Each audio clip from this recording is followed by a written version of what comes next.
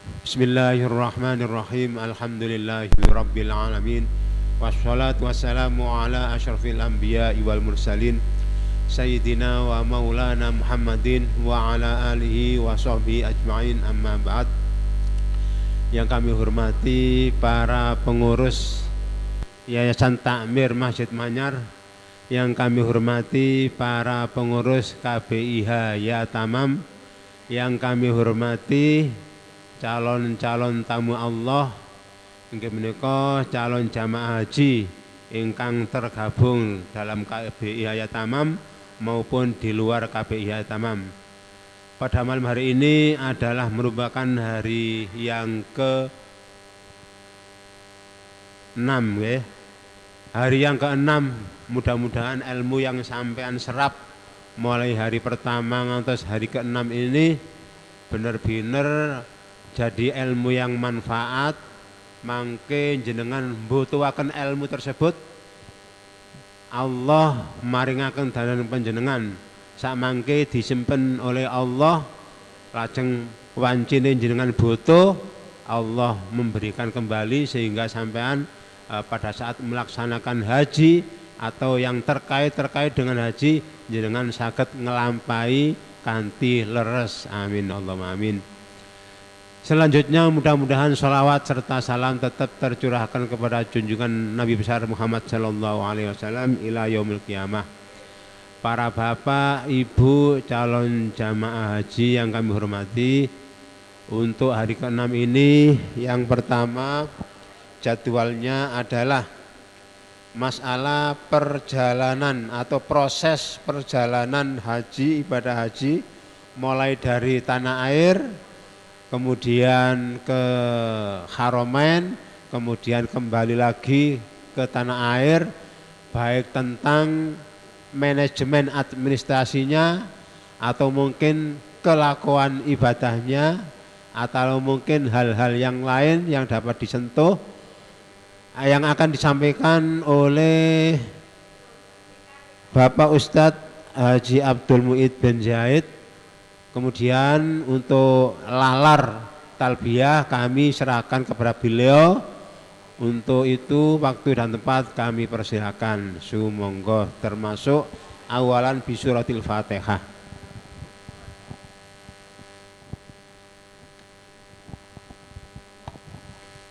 Assalamualaikum warahmatullahi wabarakatuh. Alhamdulillahi rabbil alamin, al-qail fi kitabihil karim, a'udzu billahi minasyaitonir rajim, walillahi 'alan nasi hajjul baiti man istata'a ilaihi sabila, wassalatu wassalamu ala sayyidina Muhammadinil qail, al-hajjul mabruru laysa lahu jazaa'un illal jannah. Al-hadis au kama qala rabbi shrah li sadri wa yassir li amri wahlul 'uqdatam min lisani yafqahu qawli. Yang kami hormati segenap pengurus KBIH Yatamam, yang kami hormati para asatidz, para kiai,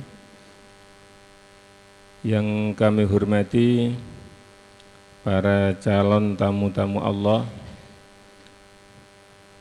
yang kami hormati calon jamaah haji, baik yang ikut KBIH Yatamam atau yang di luar KBIH Yatamam, baik yang berangkat tahun ini maupun yang berangkat tahun-tahun yang akan datang. Alhamdulillah pada malam hari ini kita diberi kesehatan oleh Allah Subhanahu wa Ta'ala sehingga bisa berkumpul untuk belajar bersama manasik haji. Sebelum manasik ini dimulai, monggo sareng-sareng diwiwiti kelawan bacaan Ummul Quran, Ummul Kitab, selajeng dilanjutaken kelawan talbiyah. Al-Fatihah. A'udzubillahi minasyaitonirrajim. Bismillahirrahmanirrahim. Alhamdulillahirabbil alamin. Ar-Rahmanir Rahim. Maliki yaumiddin. Iyyaka na'budu wa iyyaka nasta'in. Ihdinas siratal mustaqim. Siratal ladzina an'amta 'alaihim ghairil maghdubi 'alaihim waladdallin.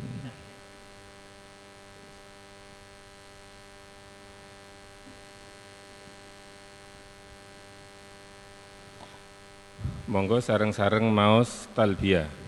Labbaik Allahumma labbaik. Labbaik la syarika laka labbaik. Innal hamda wan ni'mata laka wal mulk la syarika lak. Labbaik Allahumma labbaik. Labbaik la syarika laka labbaik. Innal hamda wan ni'mata laka wal mulk la syarika lak. Labbaik Allahumma labbaik. Labbaik la syarika laka labbaik. Innal hamda wan ni'mata laka wal mulk la syarika lak. Allahumma salli ala sayyidina Muhammad wa ala ali sayyidina Muhammad kama sallaita ala sayyidina Ibrahim wa ala ali sayyidina Ibrahim wa barik ala sayyidina Muhammad wa ala ali sayyidina Muhammad kama barakta ala sayyidina Ibrahim wa ala ali sayyidina Ibrahim fil alamin innaka hamidum majid. Allahumma inni as'aluka ridhaka wal jannah wa a'udzu bika min sakhatika wan nar. Para calon-calon tamu Allah yang kami hormati, pada kesempatan malam hari ini kami diberi waktu untuk menyampaikan tentang proses perjalanan ibadah haji atau kronologi perjalanan ibadah haji. Haji niku tahapan-tahapan niku kenapa? Haji, jamaah haji niku dibagi kali gelombang. Jadi enten gelombang pertama, enten gelombang kedua. Gelombang niku napa? Gelombang niku. Haji niku kan enten bahasa, enten gelombang, enten kloter. Jadi gelombang niku enten kali, enten gelombang pertama, enten gelombang kedua. Gelombang pertama niku maksudnya dari jamaah haji niku berangkat duki Indonesia niku langsung menuju Kesa Madinah. Niku sing gelombang pertama. Lah sing gelombang kedua niku langsung duki Juanda langsung menuju Mekah. Sak gelombang niku terdiri dari beberapa kloter. Nisbate embarkasi Surabaya, Juanda, Jawa Timur, sak gelombang niku kinten-kinten nggih cara sakniki sekitar 40 kloter. Oleh tahun-tahun sakniki niki perkiraan jamaah haji niku jumlahe kloter niku sekitar 79, niki estimasi awal. Dengan jumlah jamaah haji kurang lebih 35 lebih sedikit. 35.000 lebih sedikit ditambah petugas haji, kemudian dibagi menjadi kloter kurang lebih 80 kloter. Nah, gelombang pertama ya kurang lebih 40-an, gelombang kedua kurang lebih 40 kloter. Satu kloter niku terdiri dari 445 jamaah haji. Kemudian ditambah 5 petugas haji. Ada TPII, ada TPHI, kemudian ada dari kesehatan. Adapun tahap-tahap perjalanan ibadah haji, yang pertama adalah gelombang pertama. Gelombang pertama niki gambar nggih kalih ten napa niku wau sing didomaken lembaran, beberapa lembar, ada 7 lembar.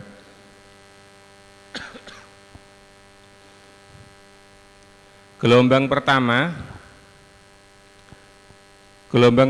niki dari Bandara Juanda niku langsung menuju Bandara Ama.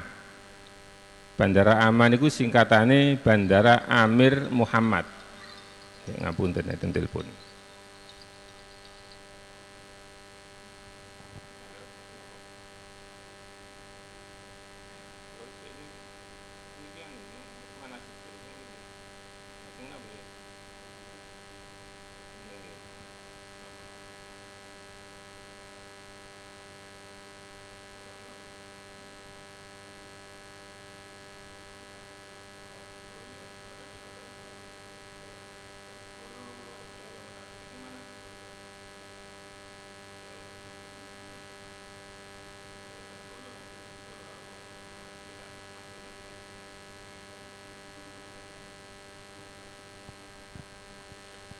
Ngapunten sing kata, soal ini enten kifayah nih boleh.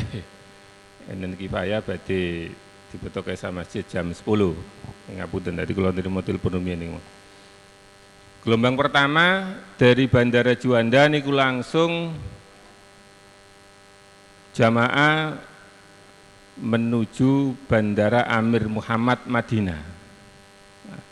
Kemudian di Madinah menginap kurang lebih 8 hari. 8 hari. Nah, di dalam 8 hari itu biasanya cukup untuk arba'in, jadi sholat 40 waktu. Kemudian setelah 8 hari di Madinah, baru kemudian jamaah haji diberangkatkan menuju ke Mekah. Menuju ke Mekah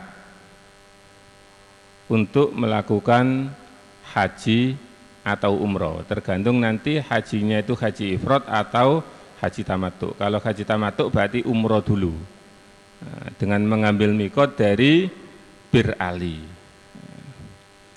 Kemudian sesampai di Mekah, menunggu waktu tanggal 8 yang kemudian nanti digiring menuju Arafah dan Mina atau Armina. Setelah acara di Armina itu diantaranya ya wukuf di Arafah, kemudian lempar jumroh dan seterusnya.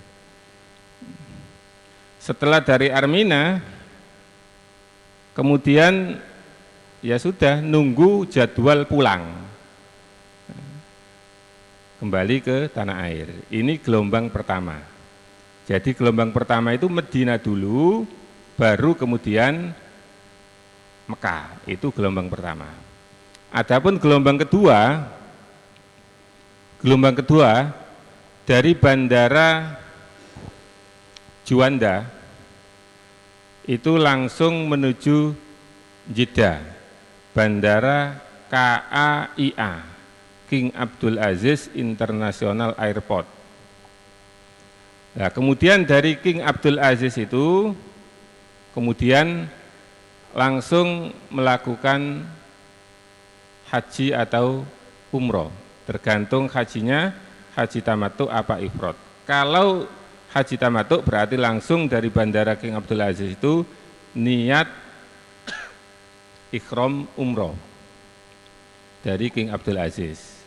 Setelah niat dari King Abdul Aziz, kemudian jamaah diantarkan menuju maktab. Maktab atau pemondokan, kalau bahasanya orang haji itu biasanya maktab.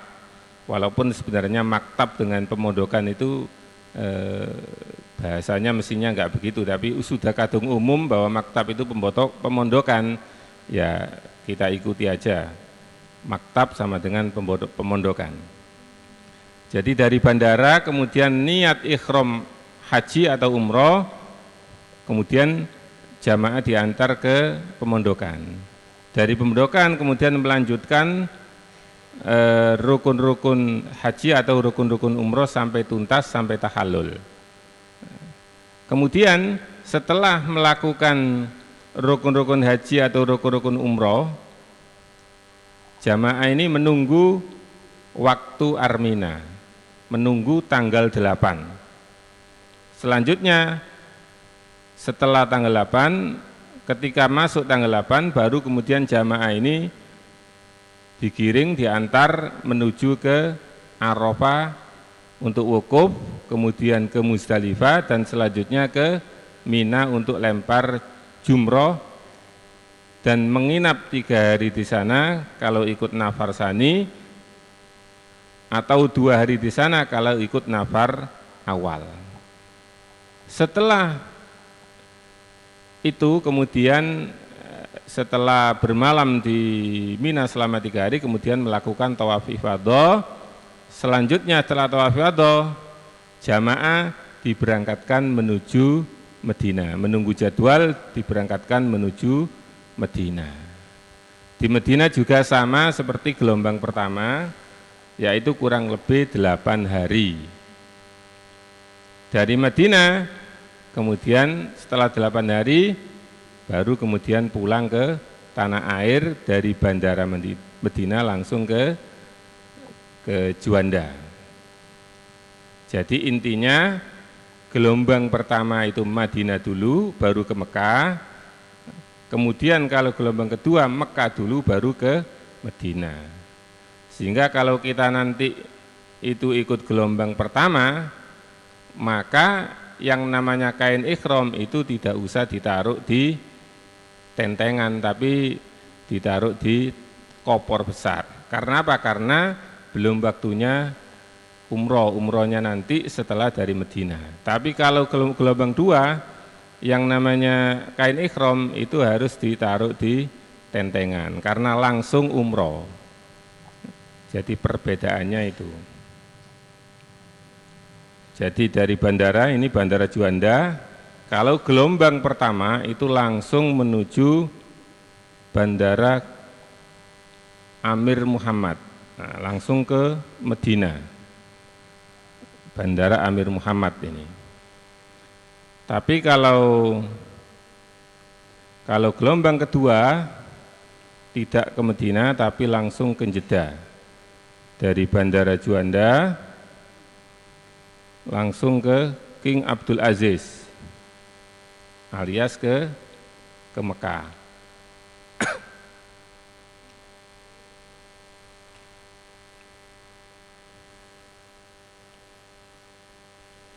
Lan jenengan sedaya niki nanti kira-kira gelombang pertama apa gelombang kedua? Nah, sampai sekarang untuk pembagian gelombang dan pembagian kloter itu belum final. Namun secara global berdasarkan surat edaran dari Direktur Pelayanan Haji Kementerian Agama,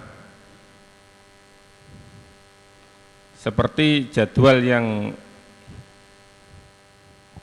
ada di lembaran di halaman kedua itu sebagai berikut. Jamaah haji Indonesia kloter pertama, gelombang pertama, jadi kloter yang pertama, gelombang pertama, kloter 1 gelombang pertama direncanakan masuk asrama haji itu tanggal 27 Juli. Jadi kalau nanti kita itu masuk kloter pertama berarti tanggal 27 Juli itu sudah berangkat menuju ke asrama haji.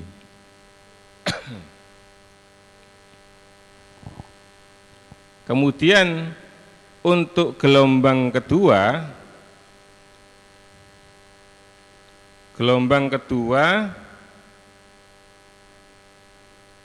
itu dimulai tanggal 12 Agustus. 12 Agustus baru tanggal 12 Agustus awal pemberangkatan calon jamaah haji gelombang kedua dari tanah air menuju Jeddah.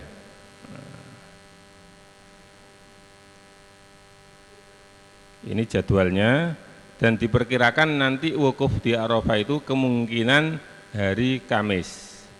Lah biasanya kalau hari Kamis itu ada kemungkinan juga mundur hari Jumat. Kalau memang besok itu mundur hari Jumat berarti haji tahun ini bisa disebut dengan istilah Haji Akbar.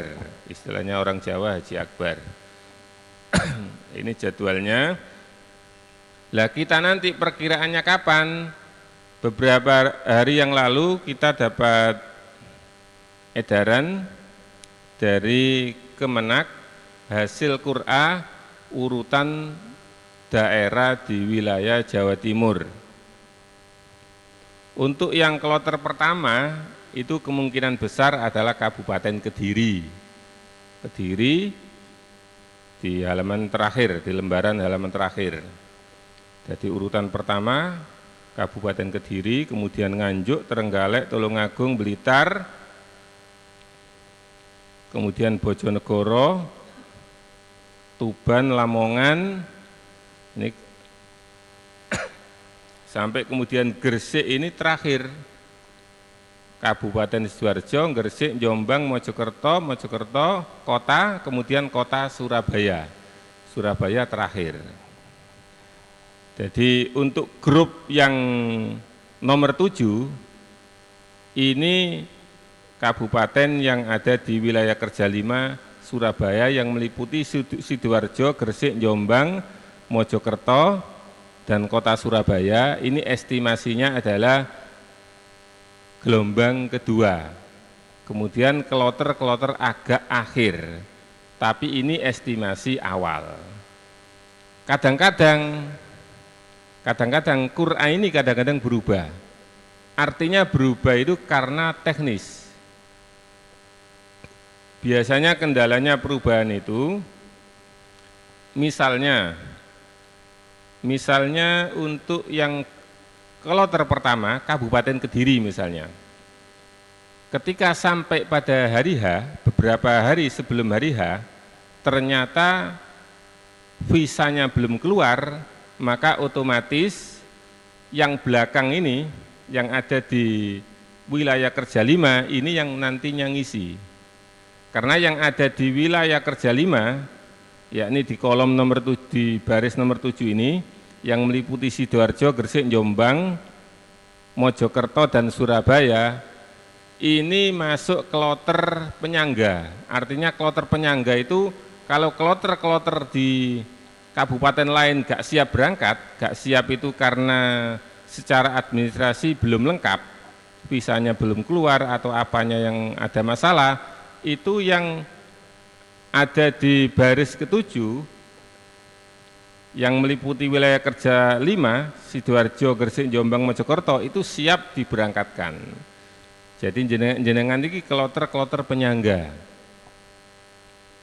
Waktu rapat kemarin diberitahukan bahwa Gresik masuk kloter penyangga. Sewaktu-waktu bisa diberangkatkan kalau ada kloter kabupaten lain yang waktunya berangkat tapi tidak berangkat. Nah, waktu rapat banyak yang enggak setuju. Karena apa? Karena kalau dadak-dadak itu kasihan jamaahnya. Tapi kayaknya Kemenak sudah memutuskan kayak gitu. Akhirnya disepakati enggak apa-apa berangkat mendadak nggak apa-apa, tapi pokoknya 1 KBIH bareng, nggak boleh kececer. Kalau kececer nggak siap. Nah, itu. Jadi Gresik besok, kalau jadwalnya itu terakhir jadwalnya, tapi sewaktu-waktu ada kloter yang nggak siap, kita harus siap-siap berangkat. Nah, itu kloter Gresik, karena Gresik itu masuk kloter penyangga. Gresik, Sidoarjo, Jombang, Mojokerto, dan Surabaya masuk kloter penyangga. Jadi ditaruh di akhir, tapi sewaktu-waktu siap harus berangkat. Sewaktu-waktu ada yang nggak siap, kita yang harus siap. Nah, perkiraan kalau kita mengacu pada Qur'an ini, artinya ternyata semua kabupaten siap semua. Begitu berangkat, visanya udah siap, ya berarti Gresik terakhir. Gresik terakhir kurang 1, 2, 3, 4. Jadi 5 terakhir. Terakhir sendiri kan Surabaya. Nah, perkiraan kalau memang berdasarkan Qur'an ini, kemungkinan besar Gresik itu kloter 61 sampai 65. Nah, itu kalau tidak ada perubahan. Dan diperkirakan ya sekitar tanggal 19 sampai 20 Agustus 2017.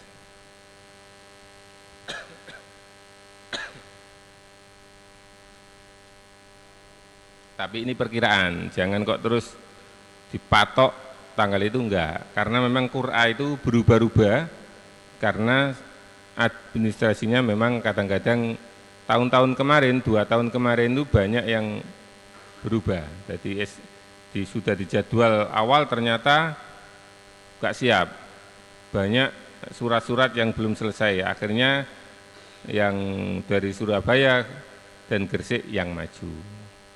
Jadi perkiraan saja ini kemungkinan kloter 61 sampai 65, perakhiran berangkat 19 Agustus sampai 20 Agustus. Itu kira-kira kloter kita nanti. Terus haji itu tahapan-tahapannya bagaimana haji itu? Nah, sebelum kita membahas tentang tahapan-tahapan haji, di Sukolilo itu bagaimana, kemudian di bandara itu bagaimana, sebelum itu ada baiknya kita membahas tentang barang bawaan, karena pergi haji itu tidak lepas dari barang-barang bawaan. Walaupun nanti informasinya di sana itu selama di Mekah dan Medina itu ada dapat jatah makan, tidak seperti yang dulu-dulu. Kalau dulu jatah makannya itu di Medina, kemudian di Mekah itu hanya 14 hari. Tapi sekarang insya Allah full. Di Mekah full, di Medina juga full. Tapi walaupun kita mendapat jatah catering di sana, tapi kadang-kadang selera kita, selera orang Indonesia kadang-kadang tidak cocok dengan catering yang di sana. Jadi mau tidak mau tetap kita harus membawa makanan-makanan atau apa yang kita sukai di sini. Misalnya bawa gere, bawa apa, bawa padet, ya itu tidak bisa lepas. Jadi di sana kadang-kadang nggak seneng. Kebanyakan itu ya 75% itu nggak cocok dengan masakan sana.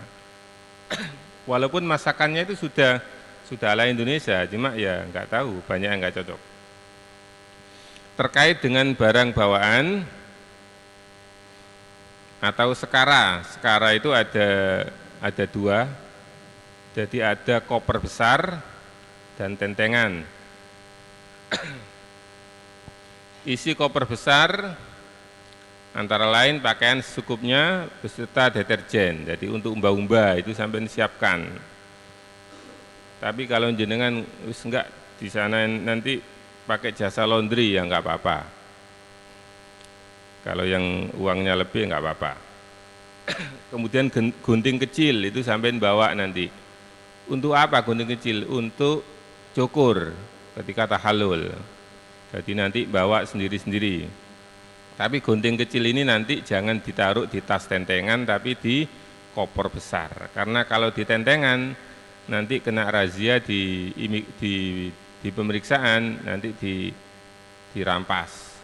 Jadi kalau gunting-gunting, obeng atau pisau itu nggak boleh dibawa ke atas kabin, tapi ditaruh di koper besar.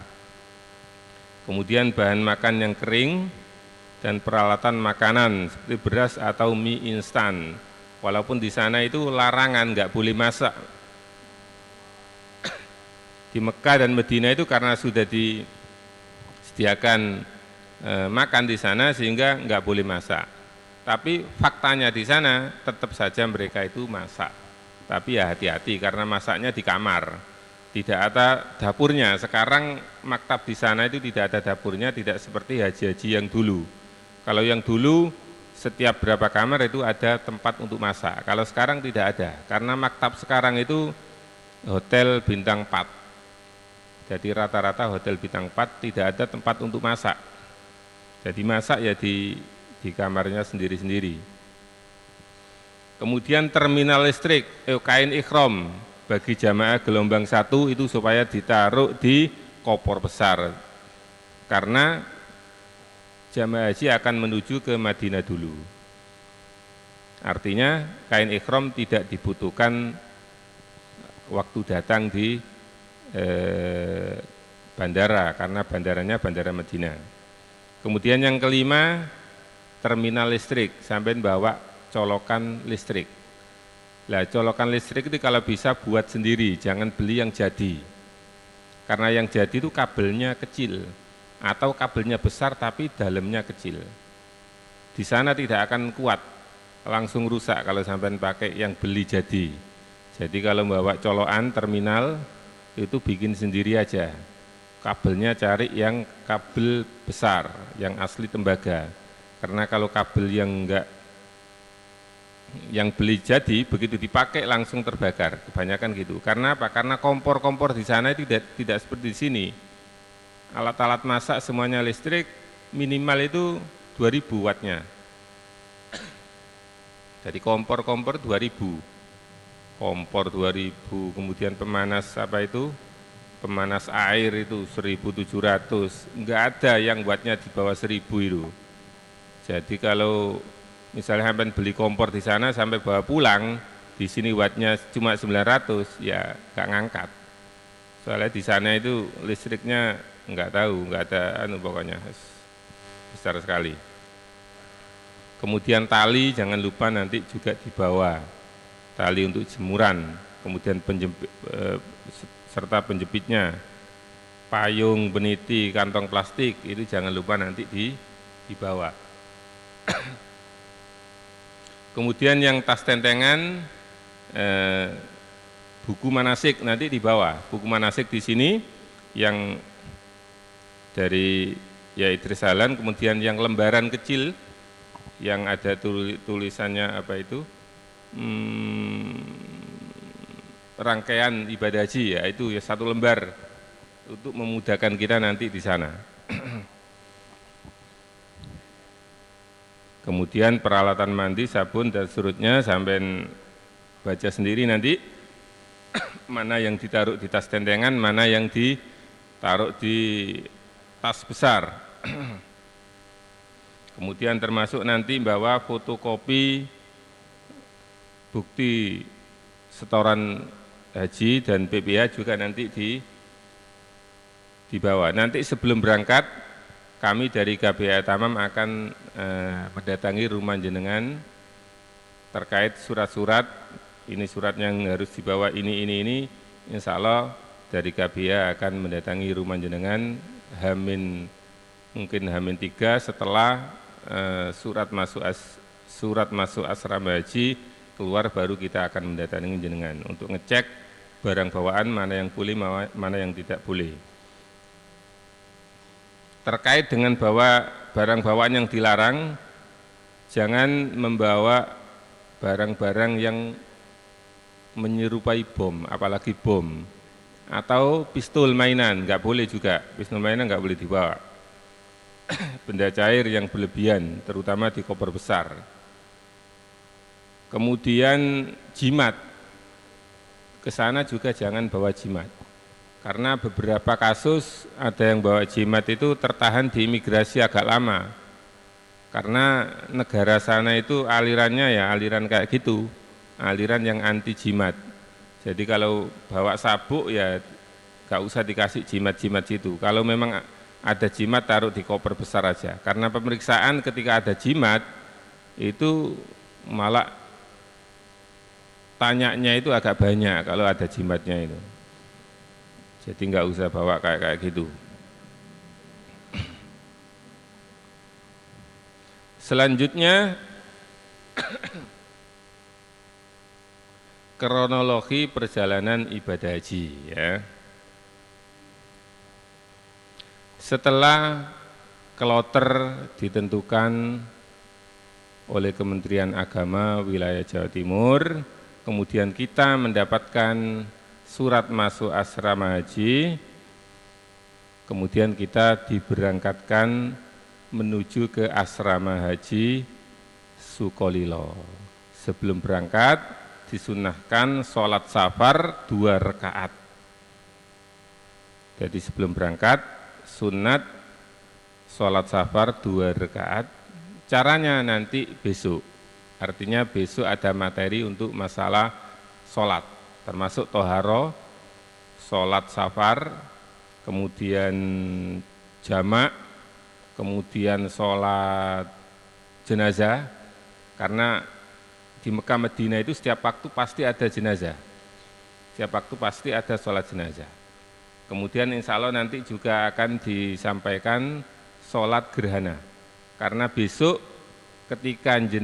ketika musim haji tanggal 15 Dzulqa'dah itu ada gerhana bulan yang melintasi Saudi. Jadi insya Allah besok ada materi itu. Kemudian ada materi lagi tentang sujud tilawah, karena di Mekah Madinah ketika hari Jumat, subuh hari Jumat itu nanti ada surat sajdahnya, sehingga ada sujud tilawah. Caranya bagaimana sujud tilawah itu? Karena sujud tilawah itu kalau imamnya sujud tilawah, kemudian makmumnya enggak ikut sujud tilawah, itu enggak sah sholatnya, batal. Nah, itu nanti materinya insya Allah besok Ustadz Hamam Zahid yang isi untuk pertemuan Jumat yang akan datang. Sholat safar 2 rakaat ini dilakukan jika tidak pada waktu yang dimakruhkan. Tapi kalau waktu-waktu makruh enggak boleh, habis asar ya enggak usah sholat safar. Kemudian setelah sholat safar membawa surat izin masuk asrama haji yang nanti akan diberikan oleh KPIH setelah keluarnya. Kemudian perbanyak zikir dan berdoa. Lalu berangkat menuju asrama haji Sukolilo. Nah, di asrama haji Sukolilo ini nopo ae? Selama di asrama haji Sukolilo, jenengan akan menerima buku kesehatan, gelang identitas, jadi dapat gelang stainless, kemudian dapat makan di sana. Di sana berapa hari? Kurang lebih 1 hari 1 malam, atau kadang-kadang nggak sampai, tergantung jadwal penerbangannya. Selama di Sukolilo istirahat yang cukup, karena jenengan akan menempuh perjalanan jauh menuju Mekah atau Madinah yang kurang lebih perjalanannya 10 jam. Selama di asrama haji Sukolilo, untuk karom dan karu ini agak sibuk karena harus mengurus surat ini, rapat ini dan rapat ini. Selama di Sukolilo suami istri dipisahkan, tapi jenengan nggak usah kaget, itu hanya di Sukolilo saja, karena kamarnya sendiri-sendiri, ibu dengan anak juga berpisah, pokoknya yang perempuan sendiri, yang laki-laki sendiri. Ketika di asrama haji Sukolilo, jenengan akan mendapat surat kesehatan, di mana surat kesehatan tersebut jenengan isi dengan obat-obatan yang kira-kira obat-obatan itu jenengan perlukan nanti di Saudi. Jadi kalau di rumah biasanya pakai oskadon ya sampai bawa oskadon. Biasanya di rumah pakai aplukap, bawa aplukap, tapi nanti dicatat di buku kesehatan. Karena apa? Karena kalau nggak dicatat dirampas sampean. Kalau kebetulan nasibnya sial itu nanti dirampas obat-obatan yang tidak ada di daftar itu. Jadi nanti di buku kesehatan itu ditulis saja catatan-catatan, jangan sampai kosong. Kalau kosong kok ternyata tasnya sampean kok banyak obat-obatan, ya dirampas. Jadi mending diisi apa adanya atau diisi sembarang. Pokoknya ada isinya, ada coret-coretannya, karena petugas juga nggak akan meneliti tulisan secara detail. Misalnya bawa oskadon, ditulis mixagrip juga nggak ada masalah. Pokoknya ada coretannya, daftar nama-nama obat. Kalau sudah ada coretan itu, oh udah bebas berangkat. Tapi kalau nggak ada sama sekali, kok banyak obat, ini nanti pemeriksaannya agak lambat. Kemudian setelah menginap di asrama haji, 5 jam sebelum jadwal keberangkatan, jenengan akan dikumpulkan di Aula Bir Ali untuk menerima wejangan-wejangan, kemudian diberangkatkan menuju Bandara Juanda. Jadi 5 jam sebelum berangkat itu jenengan wis diubrai untuk siap-siap berangkat ke asrama haji Sukolilo. Asrama Sukolilo menuju ke Bandara Juanda. Setelah waktunya tiba, kemudian berangkat menuju tanah haram, menuju Jeddah atau Madinah. Kalau melihat Qur'ah, jenengan ini kayaknya di gelombang kedua kalau tidak ada perubahan. Kalau gelombang kedua berarti langsung menuju ke Madinah, ke Mekah ya, ke Mekah. Jadi gelombang kedua langsung ke Mekah. Enak mana gelombang pertama atau kedua? Kalau saya lebih seneng gelombang kedua. Karena apa? Karena gelombang kedua itu langsung kelakuan. Tapi kalau gelombang pertama itu ke Madinah dulu. Khawatir nanti kalau kita forsir tenaga, kalau tidak bisa memanage tenaga, khawatir pas kelakuan malah stamina menurun. Jadi mending langsung kelakuan, habis kelakuan sudah leye-leye. Mau umroh berapa kali nggak ada masalah. Tapi kalau ke Madinah dulu itu, tapi ini namanya Qur'an undian ya, kita nggak bisa milih, Kalau milih enak gelombang kedua.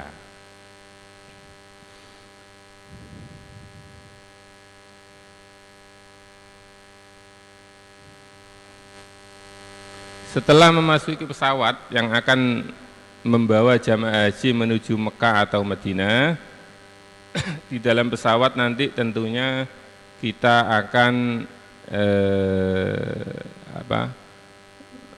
ketika waktu-waktu sholat tentunya kita akan sholat di pesawat. Nah, sholatnya bagaimana itu nanti jenengan tergantung konsultasi dengan pembimbing. Karena sholat di pesawat itu macam-macam caranya. Ada yang sholat dengan tayamum, ada yang enggak sholat sama sekali. Ya nanti tergantung jenengan konsultasi dengan pembimbing yang mendampingi jenengan nanti di sana.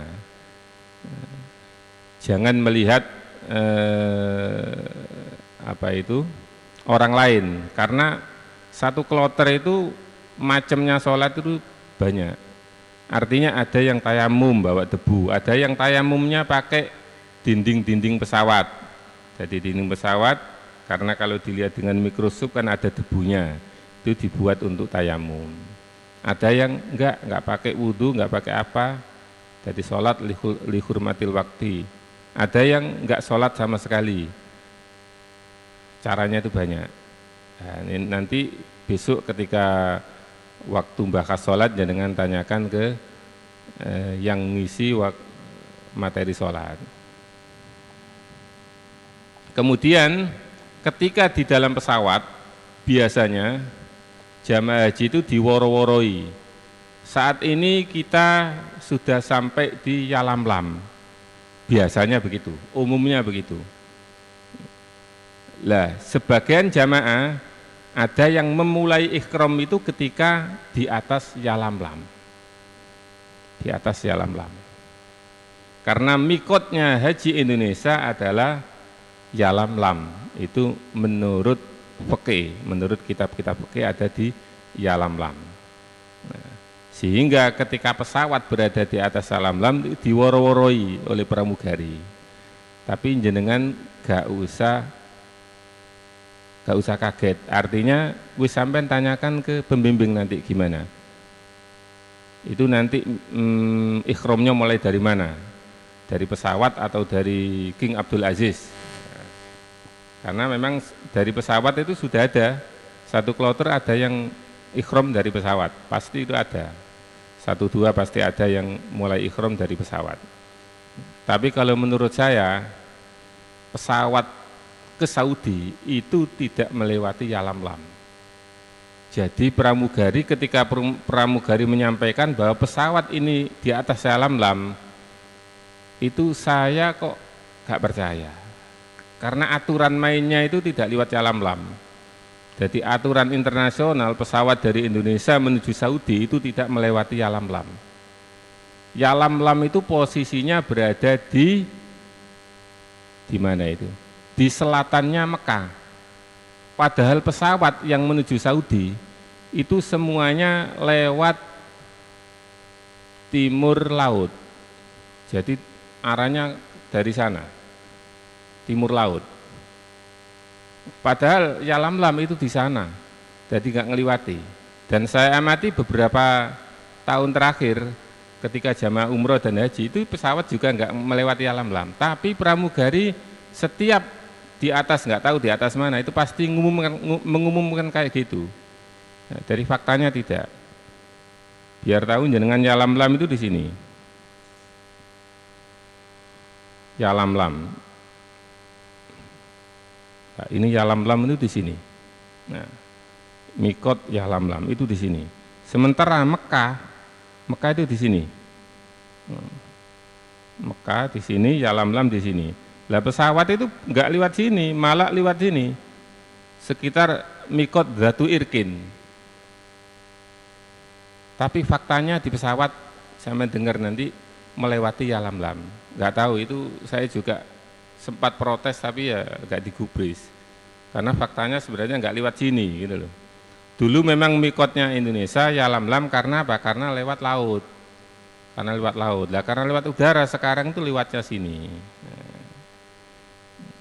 Nah, itu nanti tanya ke pembimbing, gimana mikot dari mana ini.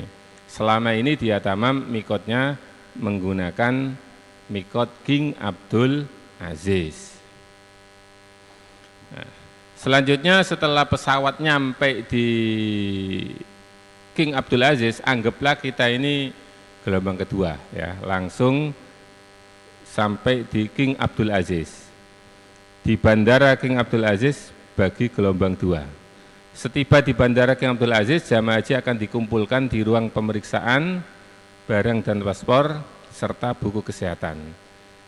Di bandara ada banyak petugas, tenaga musiman yang siap membantu Anda jika jenengan terlepas dari pembimbing. Saya tanya ketemu jenengan kloter berapa, embarkasi mana, saya tunjukkan biar nanti kumpul dengan pembimbing jenengan kalau memang keteliwar.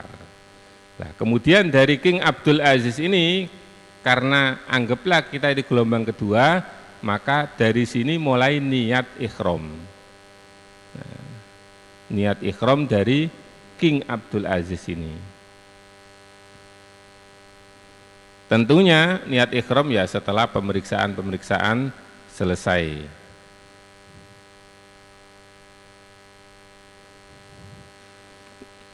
Sunnah-sunnah Ikhram, mandi, wudhu, tapi ini kalau memungkinkan. Tapi kalau nggak mungkin, ya nggak usah. Kalau mungkin, monggo mandi dan wudhu. Kemudian berpakaian ikhram. Selanjutnya, sholat sunnah ikhram 2 rakaat. Ini jika tidak pada waktu yang dimakruhkan. Kalau waktu yang dimakruhkan, nggak usah sholat sunat ikhram. Kemudian yang keempat, niat umroh. Kalau jenengan hajinya haji tamattu. Kalau hajinya haji ifrad, berarti niat haji. Kalau niat umroh, kalau hajinya tamattu, berarti setelah sholat sunat ikhram 2 rakaat, kemudian nawaitul umrota wa akhramtu biha lillahi ta'ala labbaik Allahumma bi umratin labbaik labbaik la syarika laka labbaik. Kemudian membaca talbiyah yang seperti biasa. Kalau hajinya haji ifrad, berarti nawaitul hajja wa akhramtu bihi lillahi ta'ala labbaik Allahumma bihajjatin labbaik. Setelah niat ikhram, kemudian jamaah haji akan dibawa menuju maktab ke penginapan di Mekah Al-Mukarramah. Sebelum memasuki kota Mekah, jamaah akan melewati checkpoint. Tapi biasanya yang dari bandara tidak pakai dicek karena sudah dicek di bandara. Setelah sampai di maktab, kemudian kita ngurusi bawaan-bawaan. Setelah selesai, kalau memang kondisi memungkinkan, artinya stamina memungkinkan, maka pembimbing akan mengajak jenengan soyo menuju Masjidil Haram. Untuk apa? Ya untuk haji atau untuk umroh. Kalau haji tamattu berarti umroh. Tadi kan sudah niat di Bandara King Abdul Aziz. Setelah niat, baru kemudian tawaf. Tawaf di Masjidil Haram. Setelah tawaf, kemudian sa'i. Setelah sa'i, cukur. Setelah cukur, sudah berarti sudah tahallul. Kembali pakaian seperti biasa, kemudian kembali ke maktab masing-masing. Kemudian setelah itu apa? Ya setelah itu nggak ada acara. Acara yang berhubungan langsung dengan ibadah haji nggak ada. Jadi kita nunggu tanggal 8 Dzulhijjah, baru kemudian kita diberangkatkan menuju ke Arafah, kemudian Muzdalifah dan Mina. Selama masa menunggu bisa kita isi dengan umroh sunnah. Umroh sunnah dengan mengambil mikot adnal khili, jadi di luar tanah haram. Misalnya mengambil mikot dari Masjid Aisyah di Tan'im, atau mengambil mikot Hudaybiyah, Masjid Sumaisi di Hudaybiyah, atau Masjid Ji'rona. Nah,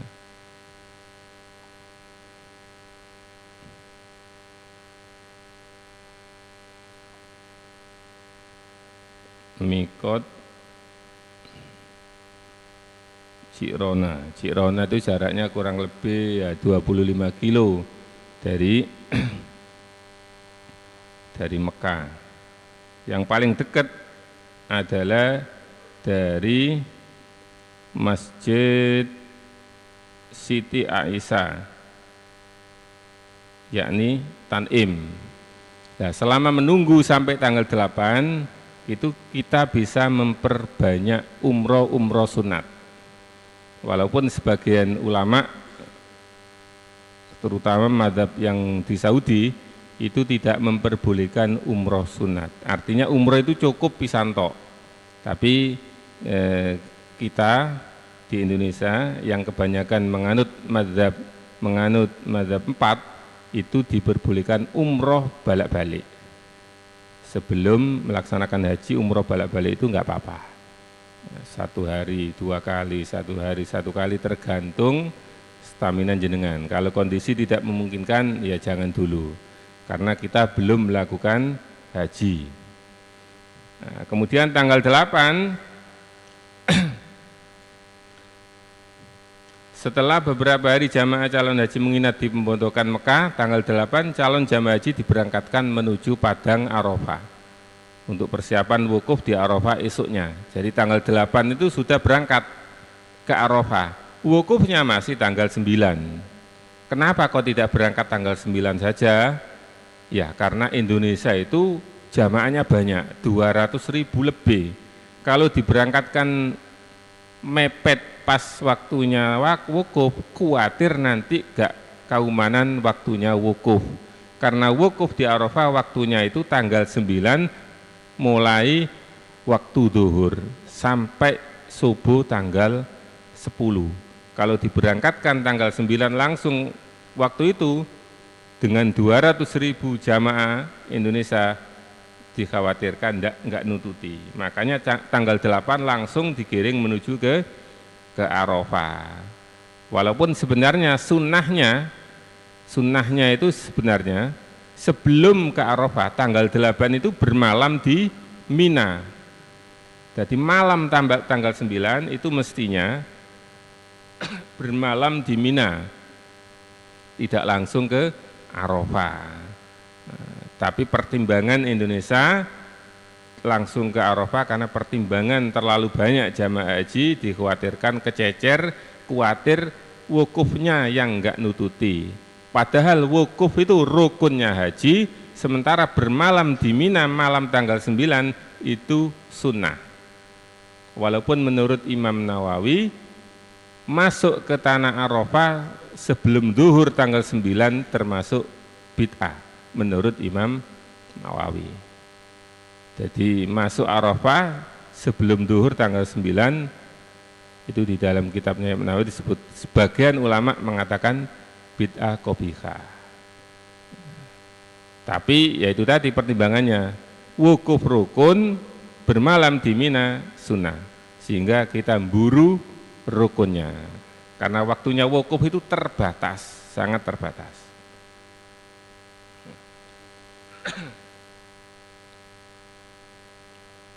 Oh ya, tadi waktu sebelum berangkat ke Arafah itu niat dulu, jangan lupa niat dulu. Niatnya di mana? Niatnya di maktab atau di bus. Waktu berangkat niat apa? Niat haji. Karena tadi sudah umroh, umrohnya sudah selesai, kemudian niat haji, nawaitul hajja wa akhramtu bihi lillahi ta'ala, baru berangkat ke Arafah. Setelah dari Arafah tanggal 9 setelah zuhur wukuf di Arafah, kemudian setelah maghrib jamaah haji diberangkatkan menuju ke Muzdalifah untuk bermalam dan ambil kerikil sebanyak 7 kali di Muzdalifah. Untuk detailnya jenengan baca sendiri nanti kronologi di makalah yang saya edarkan tadi. Setelah dari Muzdalifah ini menunggu tengah malam, baru kemudian diberangkatkan ke Mina untuk melempar jumroh Aqobah. Jadi di Muzdalifah ini kita akan bermalam di Oro-Oro. Kalau di Arafah kita di perkemahan, tapi kalau di Muzdalifah ini di lapangan terbuka. Lapangan terbuka. Jadi kalau hujan ya kehujanan, ya mudah-mudahan jangan sampai hujan waktu di Muzdalifah. Setelah tengah malam, tengah malam itu jam berapa? Tengah malam itu ya pokoknya ukurannya dari maghrib sampai subuh itu berapa jam dibagi 2. Artinya enggak sampai jam 12. Kalau orang-orang umum mengatakan bahwa tengah malam itu jam 12, tapi sebenarnya tengah malam itu bukan jam 12, kurang lebih jam 11, lebih 30 menit mungkin, sekitar itu. Nanti tengah malamnya menunggu instruksi dari pembimbing. Jadi nanti pembimbing menghitung sendiri tengah malam di Saudi pada waktu di Musdalifah itu jam berapa. Yang jelas bukan jam 12. Seperti umum yang disampaikan oleh para pemateri, umumnya itu tengah malam jam 12, padahal mestinya enggak. Setelah bermalam di Musdalifah, lewat tengah malam, setelah lewat tengah malam, kemudian diberangkatkan menuju Mina, menuju perkemahan Mina.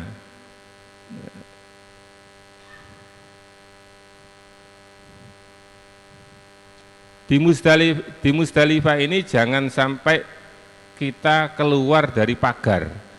Jadi di Musdalifah itu kita dikumpulkan dalam oro-oro tapi ada pagarnya sendiri-sendiri. Jadi ada maktab 1, maktab 2, maktab 3 sampai berapa maktab itu? 100 maktab kalau nggak salah. Jangan sampai jenengan misalnya maktab 5 ikut maktab 6, jangan sampai gitu. Karena kalau maktab 5 sama ikut maktab 6 nanti diberangkatkan ke Mina itu ya ikut maktab 6 akan beda dengan maktab rombongan jenengan. Jadi jenengan kumpul maktab 5 ya kumpul maktab 5, jangan ikutan maktab yang lainnya. Ada tulisannya nanti besar-besar, maktab 5, maktab 6, dibatasi dengan pagar. Jadi kayak orang di penjara gitu di Musdalifah itu.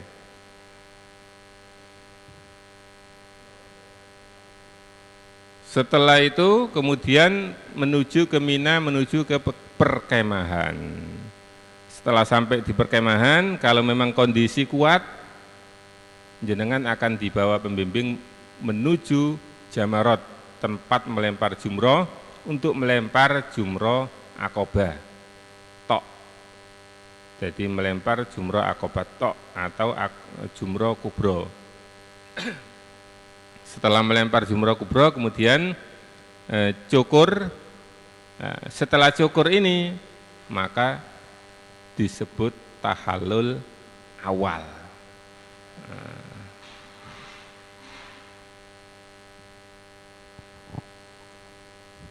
Setelah itu kemudian kembali ke perkemahan. Kembali perkemahan dalam keadaan sudah tahallul awal, artinya sudah boleh berpakaian biasa.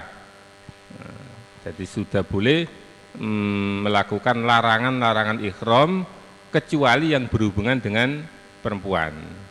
Yang berhubungan dengan perempuan itu mungkin ya jima atau ambung-ambungan juga nggak boleh. Jadi tidak hanya jima, tapi pokoknya yang berhubungan dengan wanita nggak boleh. Kalau pakaian yang meliputi, yang berjahit boleh, cukur boleh, semuanya boleh. Setelah kembali ke Mina, ini kegiatannya apa? Bermalam di Mina sampai 3 hari. Bermalam 3 hari kalau ikut nafar sani, kalau ikut nafar awal bermalam 2 hari.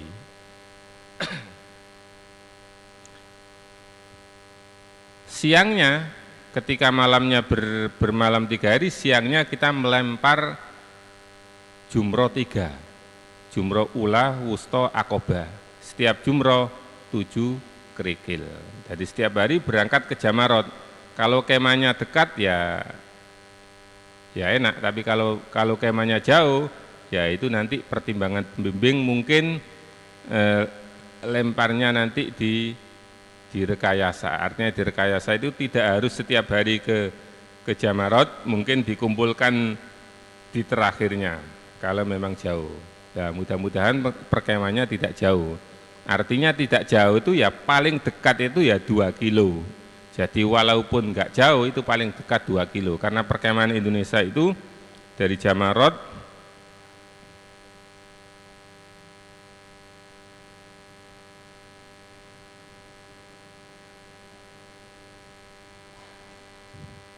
ya, ini sekitar 2 kilo paling dekat. Ini Jamarot.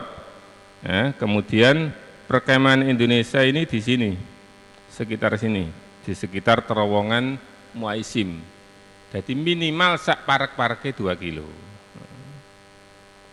Nah, itu nanti pertimbangan oleh pembimbing tiap hari berangkat atau gimana.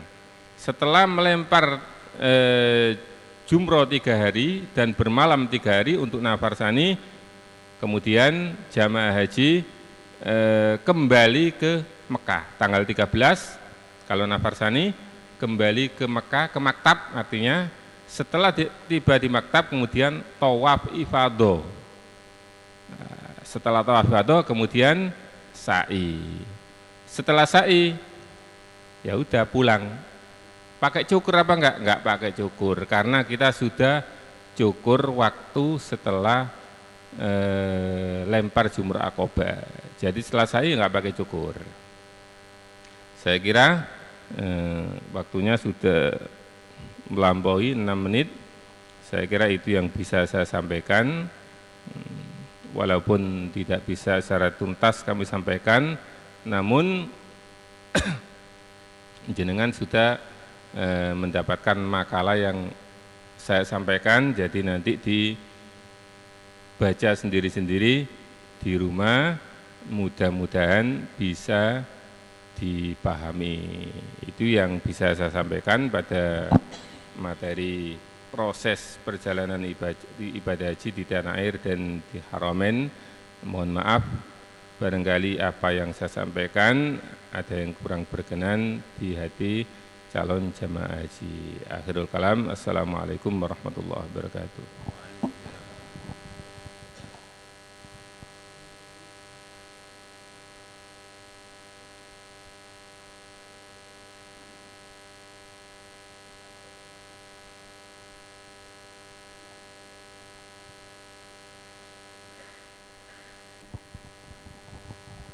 Para bapak saha para ibu ingkang kawula hormati, menika materi proses perjalanan haji ingkang sampun dipun dawuhaken dening Bapak Ustadz Haji Abdul Muid.